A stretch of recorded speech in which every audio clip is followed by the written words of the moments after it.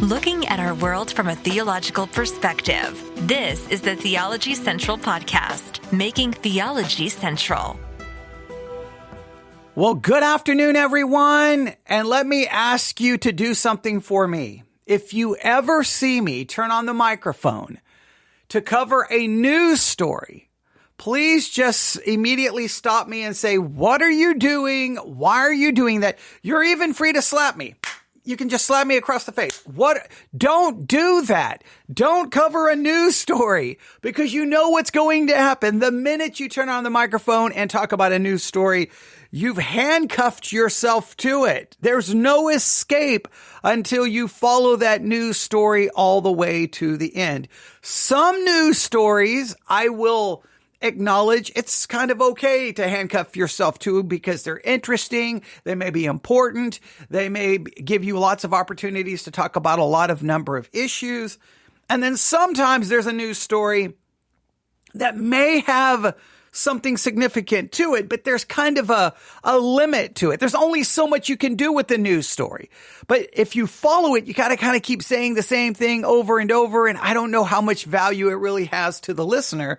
And I feel that's kind of where we are today. So let me give you the proper introduction. Welcome, everyone. Good afternoon, everyone. It is Thursday, August the 17th, 2023. It is currently 1:47 p.m. Central Time, and I'm coming to you live from the Theology Central studio, located right here in Abilene, Texas, where it is currently 105 degrees, and it feels like it's 145 degrees currently in this studio, but here I am. And why am I here?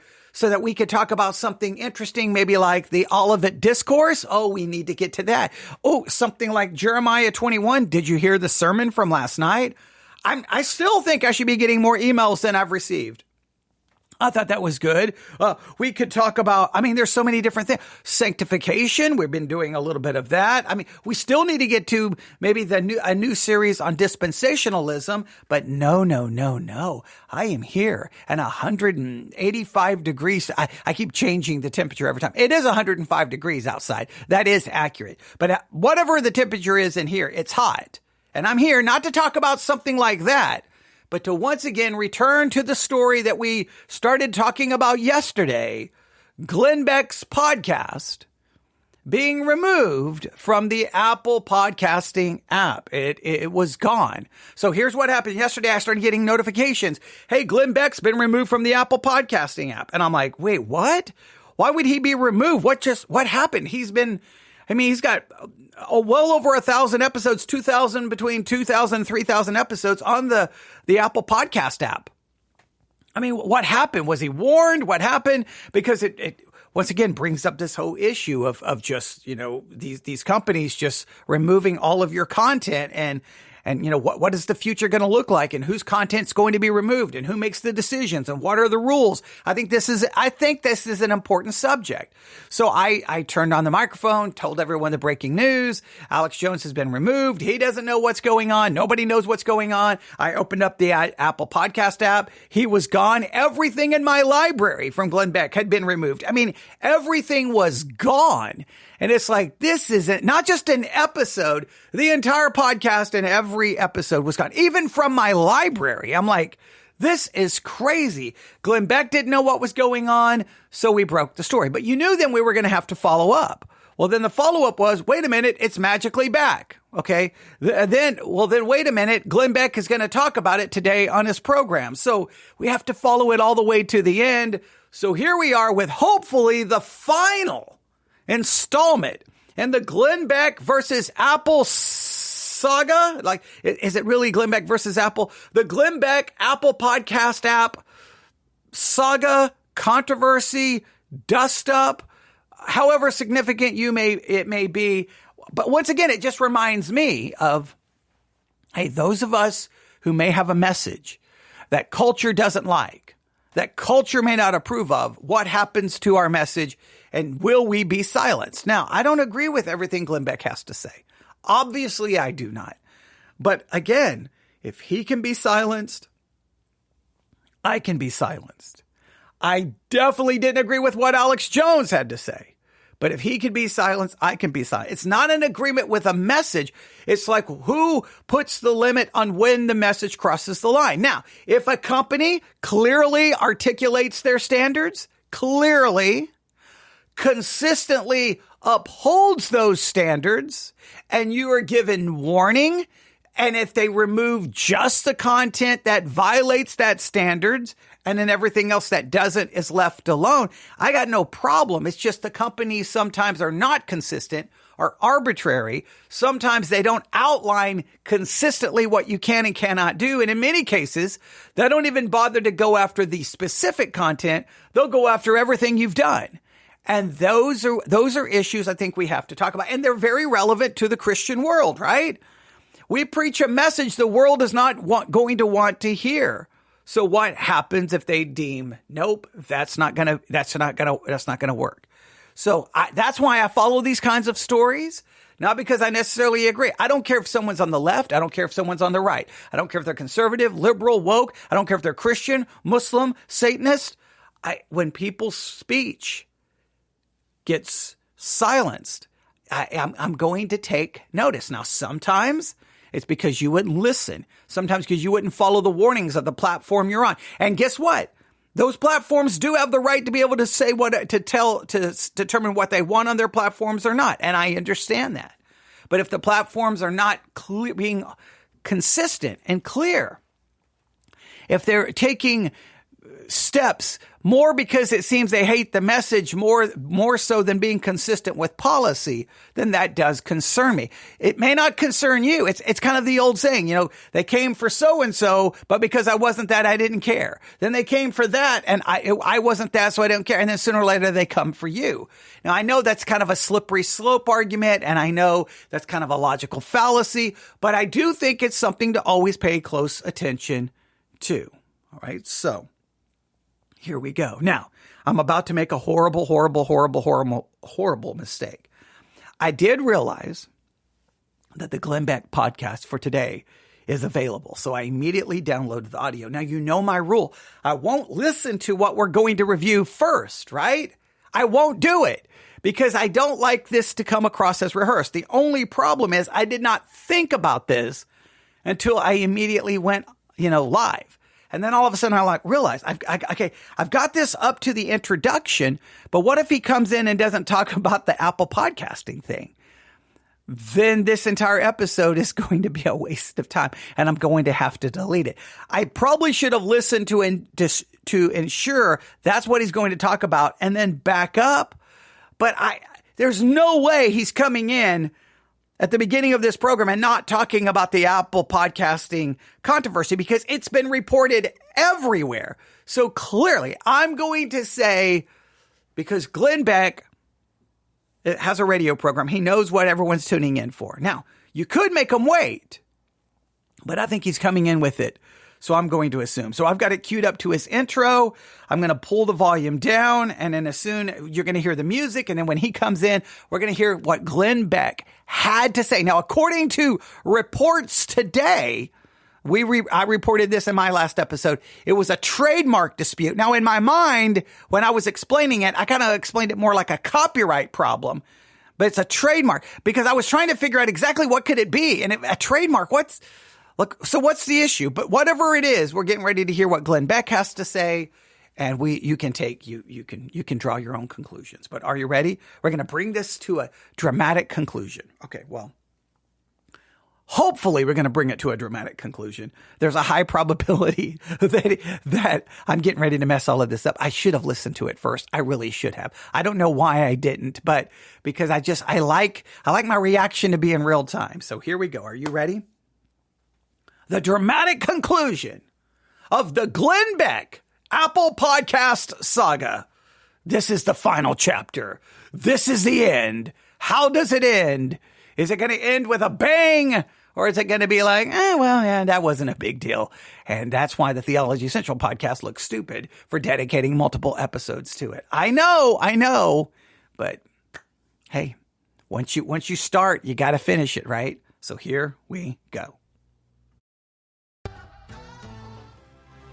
Hello, comrades. Yes, our evil plan with Apple working marvelously. Is that marvelous? Why does it sound like I'm not really Russian there? Our plan is working wonderfully. Here's what's happening. Yesterday we pulled down Glenn Beck podcast. 3,300 podcasts. Everybody freaks out. So what we do? We say, we're restoring podcast.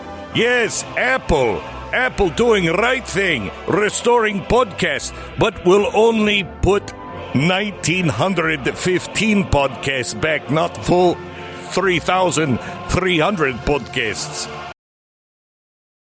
Oh, now, first of all, it's hilarious. He's doing the whole Russian thing. That's hilarious. Okay. Glenn Beck, hey, whether I agree with Glenn Beck or disagree, just saying with Rush Limbaugh, there's many of these. The reason they have large audiences, in some cases, has nothing to do with their message. It's because they're good at what they do. They're good at communicating. So this is hilarious. It's hilarious. But I did notice that. Because I heard that Apple restored 1,947 or something along those lines. But when I looked on Podbean, I was like, wait, there's over 3,000. So why would Apple only restore? Now, what is happening here? The story, the plot thickens. Now, if you don't believe me, if you have the Podbean app or any app where you can look at the total number of episodes, compare it yourself. Don't believe me. Don't believe Glenn Beck. You can, if you want to. Now, the Apple Podcast app doesn't really give you the number too easily, at least not what I was seeing. But Podbean, right there at the top, gives you the number, right? Maybe not on the app, but at least on the web application, on the website, and it's 3,000 something of Glenn Beck. So if they only restored less than 2,000, what happened to the other 1,000 plus? Were those the trademark issues? And how could an episode be a trademark issue? That's why I keep thinking it had to be copyright, right? And then he violated a copyright over 1,000 times. I don't know. Let's wait and see. Let's wait and see. All right. This is a little hilarious. Let's see what he says here. It's a little I cut myself off. It's a little hilarious. Let's see where it goes here. Victory! Nobody will ever know. We just take down podcasts we don't like and then restore about half of them. Oh, they will never see it coming. Dumb Glenn Beck people don't know how to count. Really? Well, we should listen in. His show is about to begin. I wonder what he has to say. By the way, Vladimir is definitely vampire and takes baths in blood of children. But shh, keep it to ourselves. He's about to begin. Listen. Okay, look, from a broadcasting perspective, that's hilarious stuff. Okay, and that would keep me wanting to listen. What is Glenn Beck going to say? I want to know what he's going to say. I want the full story because I noticed something was wrong because I went to Podbean to download the audio because the Podbean on the internet, it's easy to download the episodes, right? It's simple. Some of the podcasting platforms, it makes it difficult. It's simple. So I love Podbean on the web for that, right? I'm not a big fan of the Podbean app, but I'm a fan of how it makes it easy for me to look up a podcast and download episodes for review and critique. So, but something is not right with the numbers. 3,000 clearly on Podbean. I saw that today. And then the news article saying 1,900 something was restored. I was kind of like, I didn't say anything, but I was kind of like, something's not right here, but I could not, I didn't know if just maybe the news article had the numbers wrong. I didn't have enough information. Glenn Beck is now confirming something. They're missing 1,000 episodes. Now, so you may not care, but I care as a podcaster. If you just wipe out 1,000 of my episodes, now you could argue, you know what? And 2023, I don't know how many people go back and listen to all of your older content. I don't know how many people go back. Sometimes I'm thinking, who even cares if they keep the older content? Nobody cares. They just want to know what's today and what's coming tomorrow. But it still represents a lot of your work. All right. So, yeah, let's see what's going to happen here. I'm going to have to reduce the volume again because I think he's going to do intro music, and we don't want to be playing someone's copyrighted music. So we'll pull the volume down, and then hopefully Glenn Beck will come in. Now he does 975,000 commercials. Man, if you ever listen to Glenn Beck, every time you turn around, hey, Relief Factor, hey, get some gold, hey, every time you turn around, it's like, stop with the sponsors. But I know he's there to make money. But man, like on one hand, I want to criticize it, but he's there to make money. But if I had sponsors, I don't know. I think I would be willing. Hey, coming up next, the next 15 minutes is sponsored by so-and-so. Like, because, if I was getting paid, but okay, but I digress.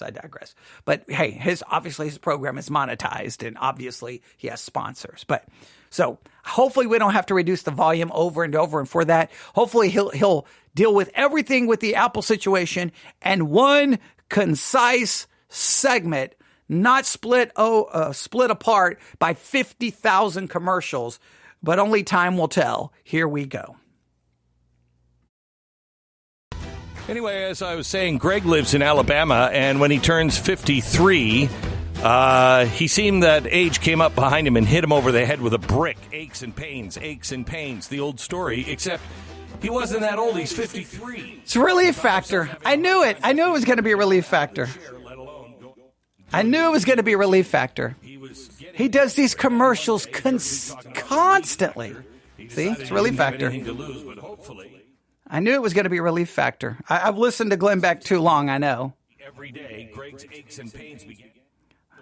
Come on, get done with the commercial. He got his life.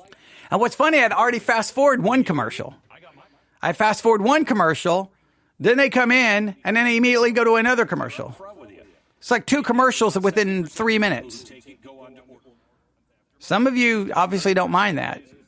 Maybe I need to add commercials to mine. No, I'm joking. If I monetize it, there would be commercials all over my content. My podcasting hosting site's constantly asking me to do ads. Here we go. Relief Factor. Okay, come on. For Relief Factor. Okay, here we go. All right, so we talk about Apple. Here is what's happening with Apple. Apple restored the episodes to their platform yesterday. In case you haven't heard, Apple totally deplatformed me yesterday at about noon. They removed every last episode from Apple Podcasts. It was removed with no explanation why for several hours. As soon as I heard the news, I posted a video to Twitter or X or whatever. I'm never going to get used to that. Is anybody really going to start calling it X? I don't think so. They're really doing the Prince thing with it, where it's like the artist formerly known as Prince. Every article is like X, the artist for the social media site formerly known as Twitter. It's like, oh, great. So you've taken a 6 or 7 letter, whatever, TTER 7 letter word, whatever it is, and you've shortened it to one and then added 3 sentences on to explain what it means. Thanks a lot, Elon. Appreciate it. Anyway, I got into X yesterday, and I asked you to join me in demanding answers from Apple. Well, thankfully, a lot of people came out in force. Yeah. See, that's the difference. When you're a Glenn Beck, you can just make a video and say, hey, everyone, demand answers, and then you're going to get answers. Like if something was to happen to me, there's nothing I can do. I could ask some of you to do something, and maybe some of you would. The majority of people who listen to this program, I don't hear from, and nothing. And I guarantee you, they're not going to be mobilized because that strange guy on Theology Central Podcast is telling us to contact Apple or to contact YouTube. People are going to move on with their day. Even most of the people who listen to Glenn Beck won't. People just listen because the content's available. They're not necessarily invested or committed, and you can't blame them for that. You can't blame them from that. But when you have an audience as big as his, as long as you can mobilize a small percentage of it, you can make enough noise that then news articles start getting published everywhere.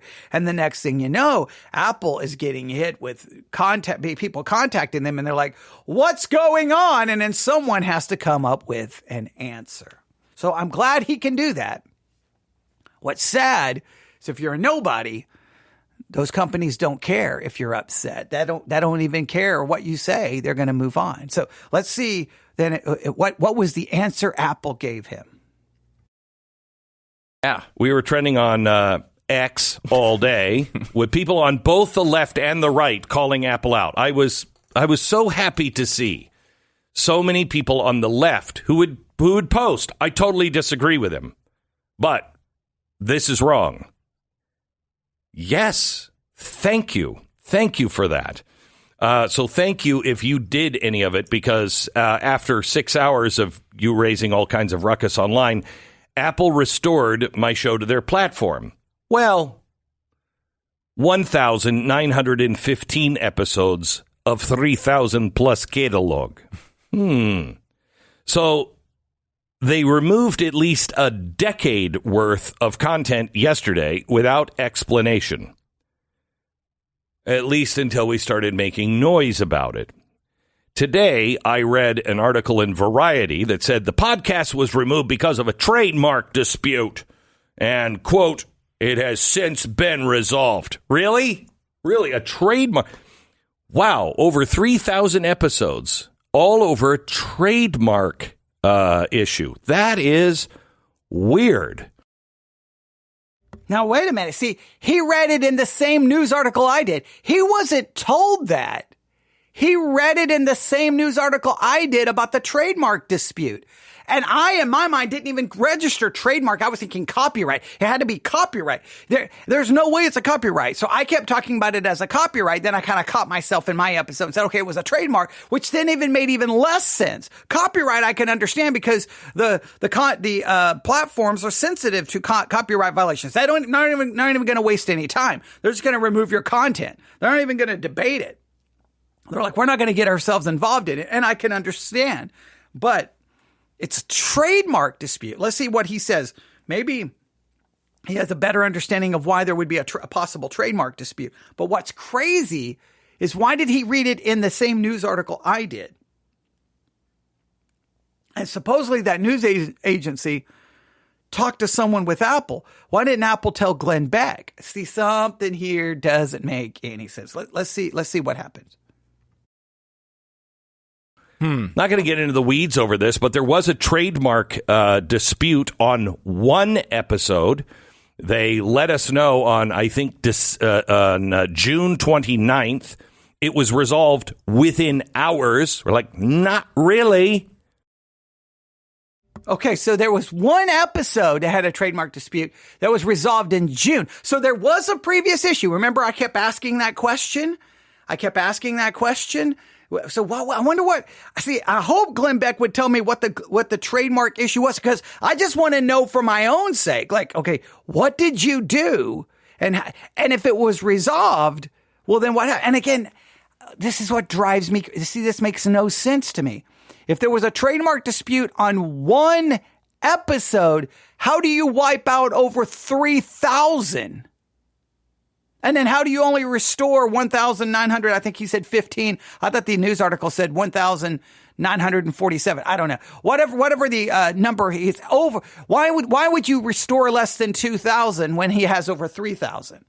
And if the trademark dispute was over one episode, remove the one episode.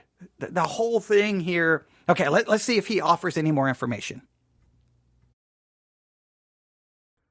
Now, if that is the reason, that's one episode. We resolved it with them within hours. Why would you remove over 3,000 episodes for a dispute with one? It's a great question. Unless you were the one filing the dispute saying, someone's using my name, there's no real reason to pull the episodes down. Don't pull those. Yeah, no, of course not.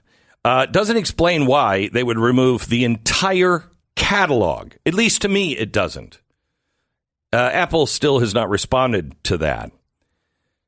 Yesterday is a prime example where I learned firsthand why the Blaze is so important. I learned the power of these middlemen.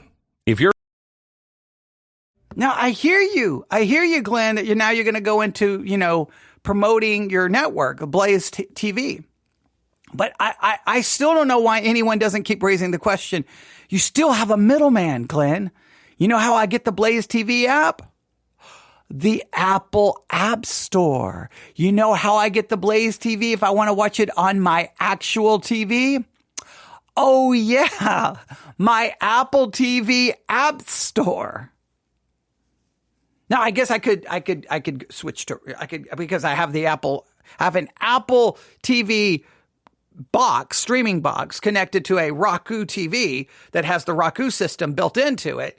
The Apple TV device has better picture quality, but okay, I digress. So I guess I could get it that way, but still then I'm relying on what?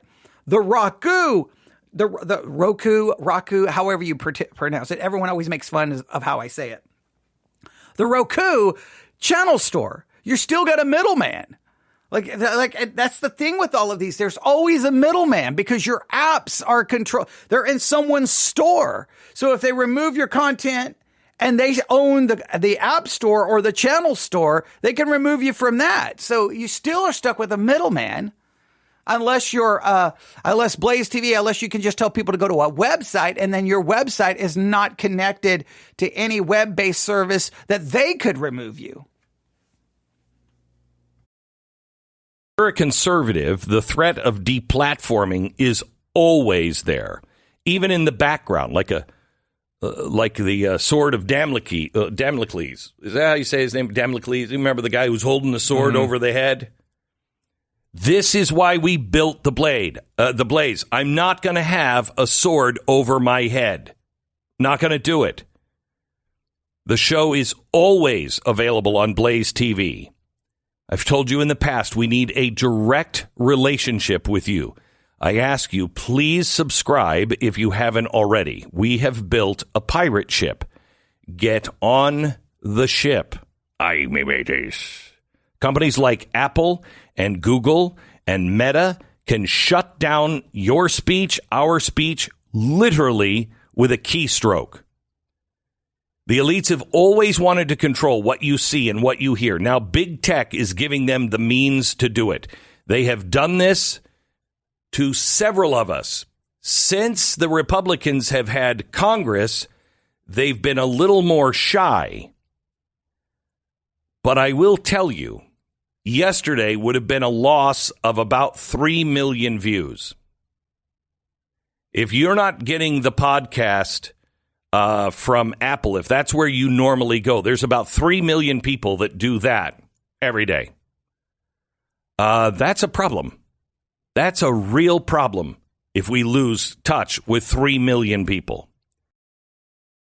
And I understand what he's saying. I would lose 60% of my audience. 60% of my audience listens to me via. Now that's a million for him. It would be like 100,000. It would be about 100,000 for me. He's in the millions. I'm at like 100,000. It would be 100. I would lose contact with about 100,000 is what I would be, because that makes about 100,000 streams and downloads via Apple. So he would lose millions. I would lose 100,000. I would be, I mean, you're wiping out 60% of my audience. I would be like, there would be no, like, there's no, I mean, what do I do? Now, I'm hoping that 100,000 would be like, where did Theology Central go? Well, let me go find it somewhere else. And they would go look. That's what your hope is. But I'm guarantee you, and it's 2023, people have so much content. They have so much content available to them. Your content. Look, I don't care who you think you are. If you're a pastor, Christian podcaster, your content is so disposable. It's not even funny. I disappear tomorrow. The 99% of the people, they don't care. There's a million other podcasts to replace me in seconds. I am disposable. It doesn't matter. That's why that's why a lot of people don't support. They've got a million things. Why are they going to give money to support a podcast when there's a million other ways? There's a million other things to listen to. Why are they worried whether you're there or not there? Why are they worried if you've produced a podcast or haven't? They've got a million other things to choose from. So I could disappear tomorrow. That's the scary part. One keystroke, I lose 60% of my audience, and most of that audience wouldn't even care to go look anywhere else. That's the scary part. And he would lose, what did he say, 3 million? That's significant. Please join our ranks. We become stronger, and we have more ability to resist big tech censorship and deliver the truth to the American people. We want to be everywhere anyone can possibly listen, because our target audience is everyone. But our subscribers allow us to be truly independent. So if you're already a Blaze TV subscriber, thank you. You are what, honestly, when that happened yesterday, there was no warning. There have been no strikes. There was nothing, just gone. And everybody started pouring into my office going, Glenn, you're off Apple. What happened? I'm like, I don't know what happened. What are you talking about off Apple? Completely deleted the entire library. Kind of your life flashes in front of your eyes. And you're like, holy cow. Are we going to be able to get messages to our audience? Hey, I know, I know what that feels like. I've not experienced what he has, but when we get 2 strikes, we've come so close to being banned from YouTube. We've been so close. Now, my life doesn't flash before my eyes completely, but I start thinking, well, if I lose that, what's next? What's next? So he wants you to subscribe, $10 a month. He wants you to subscribe. Obviously, it supports their podcast. It can make money, and they're truly independent that way. Well, I don't ever want to put my podcast behind a paywall. I don't ever want to put it behind a paywall. I don't. I want it to be free. I don't even want to monetize it. I want it to be free. Obviously, anyone who supports us, you do help us as well. But here's what all I can tell you is this. We are available on every podcasting app on Earth and outside of Earth. I can tell you we are available on YouTube. That's the most questionable how long we will be there, because sometimes I think we get close, then we seem to be going pretty good, right? But just less than a month ago, we had an episode removed, right? And I appealed and I lost the appeal. So content's not always, there's times you may not get everything on YouTube. But we are in every podcasting app, and then I'm going to continue to promote this, because at least with this platform, one, it costs a lot less than being on the platform. Now, it doesn't go to our podcasting numbers. So whenever you can listen to us on the podcasting apps, that helps our podcasting numbers, whether it's Apple Podcasts, Google Podcasts, whatever listen and download as many episodes as you want and leave us reviews and thumbs up and anything on all the podcasting apps. But always know that on the Sermons 2.0 app and the Church One app, our content is there. That only cost us $50 a month to be there. Cost us only $50 a month, not only to be there, but to be able to live stream via those platforms. Those platforms, the Sermon Audio has very specific rules. And if any of my messages don't fit those rules, they can remove it, or I can just, not post it there. So I feel very comfortable with that. And so always know that if we disappear from somewhere else, we are right there, and you can listen, and And if you ever want to support us, you can support us by going to theologycentral.net or the Sermons 2.0 app or the Church One app and hit the Give tab. So, because you got to support the content you want, and if you don't like it or don't want it, then by no means you don't need to support it.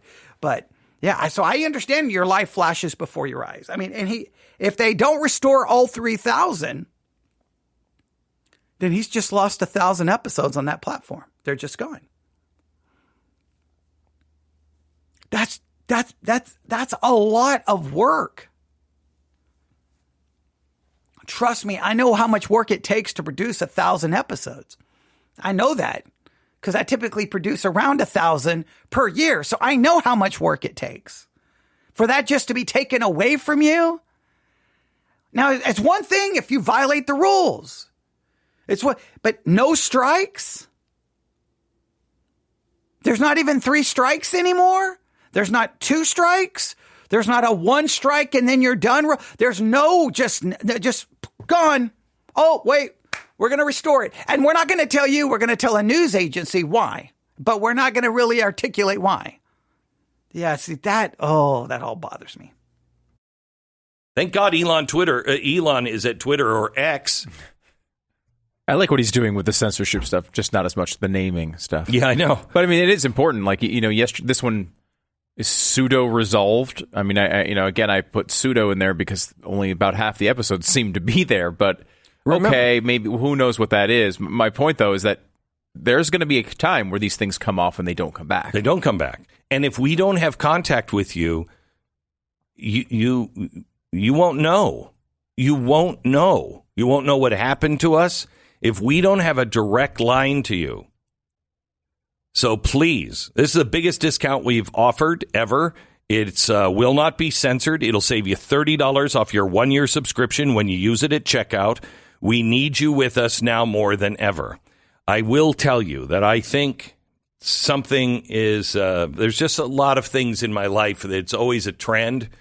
When you're getting close to doing something really, really big, and I don't know what that is, but when you're getting close to doing something big, there's all kinds of problems that keep cropping up, and we're in that kind of a period right now.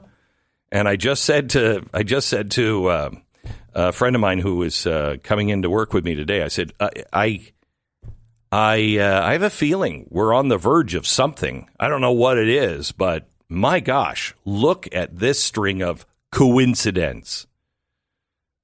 Now, yesterday, I don't know if this had anything to do with it, but yesterday's podcast was, who's the real crime family, Trump or Biden? We are over the target on this. Now, the thing is, that's what I will not do. All right. If my content gets removed, I'm not going to say I was over the target.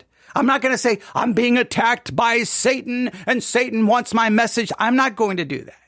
I'm just going to say that clearly my message, someone didn't want, someone didn't like, someone didn't appreciate. Even when I was kicked off Christian radio, I didn't say, well, I was over the target and Satan wanted me silenced. No, clearly there was a difference in opinion. Now, of course, the Christian radio station could have given me some kind of warning and told me what I can and can't do, but they didn't. They just threw me off the air. So I've been there, know what that's like. I know what this is like. But I'm never going to go, oh, I'm over the target. Oh, no. It's just they don't like my message. And guess what? No platform has to like my message. And no platform has to allow me to be on their message, on their platform. They don't have to allow my message to be heard on their platform. But they should have rules and be consistent on those rules and have the decency to communicate with you and give you the opportunity to say, well, you know what?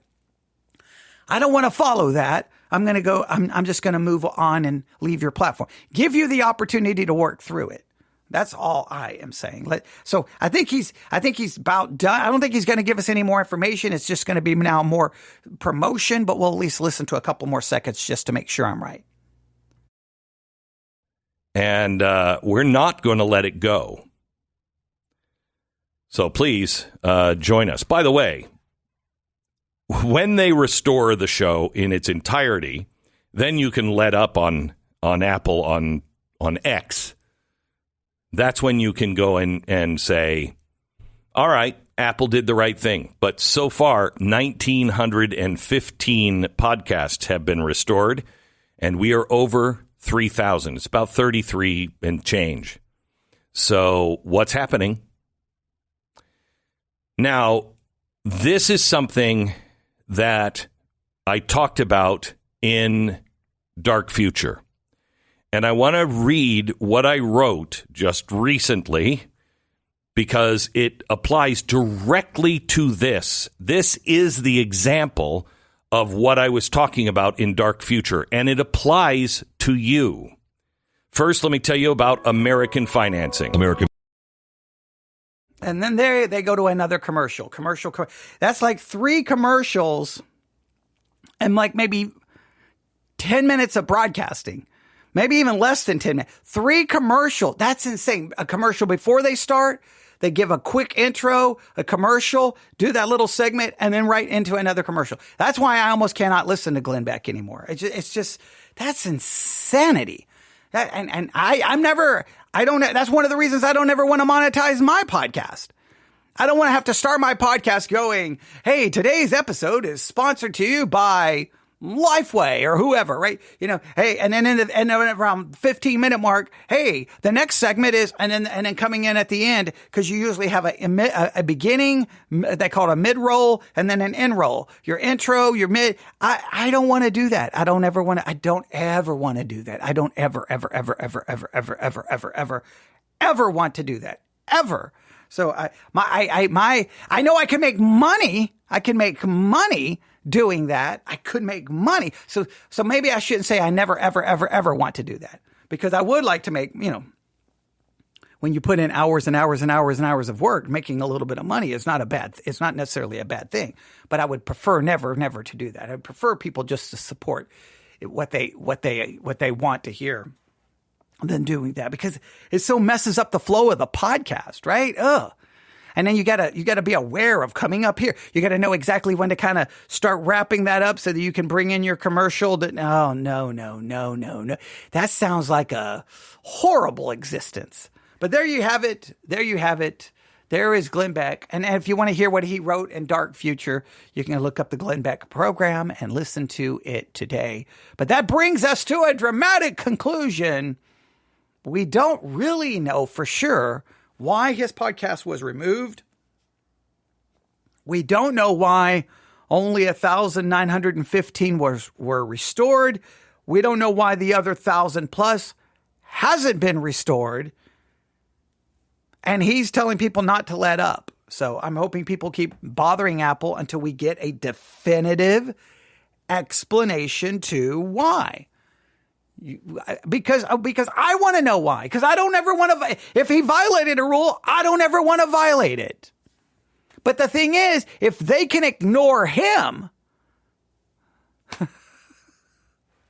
well, then there's no hope for me, right? Because I've already had to deal with YouTube. They could care less what I have to say.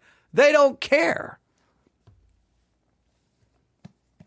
All right, there you have it. I don't know what, I don't want to say this represents where we're going. Now, obviously, Glenn Beck believes this is the wave of the future and that more and more voices are going to be silenced, and we're going to have to build these platforms well, I can't build a platform, ladies and gentlemen. I can't build a platform. Okay, I can't build anything, right? I can't. I don't have the money or the technical expertise to do that. I don't. So I have to rely on all of these other platforms to be able to get my content to you. That's all I can do. So I don't know. I don't know what we're going to witness and going into 2024. I don't know. Now, the good thing is I'm not involved in the political stuff. I have no desire to be involved in that. So that may keep me out of it. Who knows? Never know. I mean, obviously I found enough. Even with me avoiding a lot of it, I've found myself right in the middle of my content being deleted and getting strikes via YouTube, even though I have not violated one of their rules, and they won't listen to me when I can clearly point out, here's your rule. Listen, I didn't violate it. They don't even care.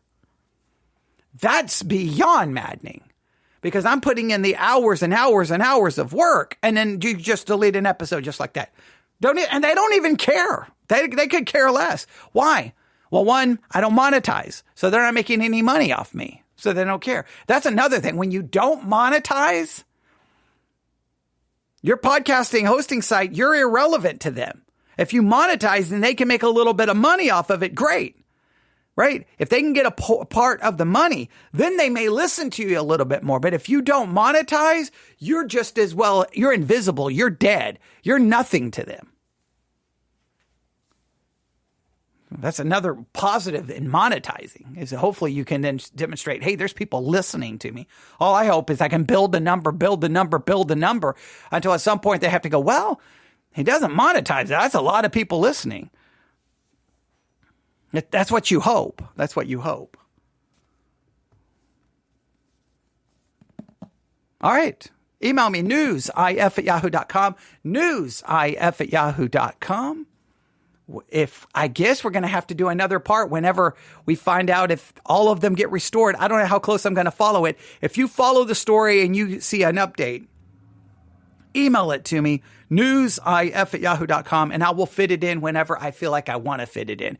But I think we've covered this pretty well. You get the basic idea of what's going on. All right. Thanks for listening. Everyone have a great day. God bless.